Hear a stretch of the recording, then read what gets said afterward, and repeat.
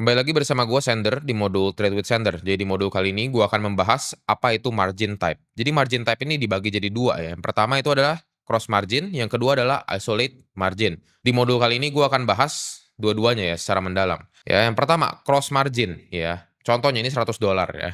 Cara kerja cross margin, misalkan BTC atau koin B kena likuidasi, maka margin kalian tuh akan habis semua. Uang kalian yang kalian punya di wallet futures kalian tuh bakal habis semua. Tetapi kedua koin tersebut marginnya tertutup karena sharing margin. Maksudnya gimana? Jadi koin A nih, misal kalian lagi ngelong Bitcoin, kalian ngelong Ethereum juga.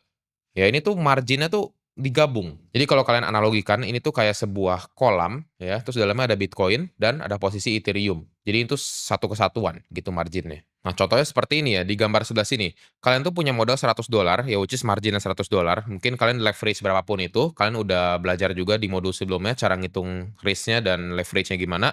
Kalian itu punya posisi Bitcoin dan juga koin B. Misal koin B-nya apa? Misal Ethereum gitu. Kalau misalnya kalian ini kan karena ini satu kesatuan di satu kolam yang sama marginnya, kalau misalnya satu kena likuidasi ya pasti yang satunya kena likuidasi juga gitu. Jadi nggak mungkin cuma satu doang yang kena liquid atau margin call, pasti semuanya yang bakal ikut kena margin call. Ya anggapan ya, jadi itu karena satu kolam ini ditetes pakai racun yaitu satu kolam tuh semua beracun. Ya intinya seperti itu simpelnya. Berbeda dengan isolate margin ya, namanya juga isolate. Isolate itu apa ya? Artinya isolasi ya, jadi sendiri-sendiri ya. Jadi cara kerjanya gimana? Misalkan BTC kita kena likuidasi, maka margin yang kita yang habis atau yang kena margin call itu cuma yang Bitcoin doang, yang Ethereum enggak. Contohnya gimana?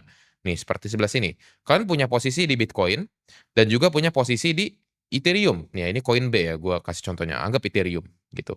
Kalau misalnya Bitcoin kita kena margin call, ya, koin B-nya atau Ethereum kita masih aman gitu. Karena ini terisolasi. Berarti marginnya ini terpisah, bukan satu kesatuan. Ini setiap marginnya itu punya sectionnya masing-masing, bisa gue bilang. Ya, seperti itu.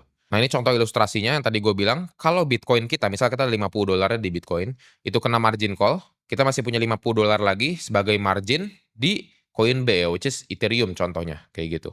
Kalau kalian tanya lebih bagus yang mana, ya dua-duanya itu memiliki keuntungan dan kerugian masing-masing. Kalau misalnya yang cross margin, ya walaupun itu satu kesatuan, satu kena margin call, semua kena margin call, kalau kalian ngerti cara hitung risk dan leverage-nya, seperti yang udah gue bahas di modul sebelumnya, kalian tuh hampir mustahil kena margin call.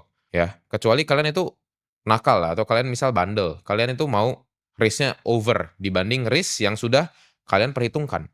Gitu. Kalau misalnya isolate margin, ini gampang sekali kena margin call. Kenapa? Karena marginnya itu sangat tipis. Ya, karena harus dibagi-bagi kan, bukan satu pool yang besar. Kalau satu pool yang besar, walaupun ada beberapa posisi itu masih bisa nahan kuat.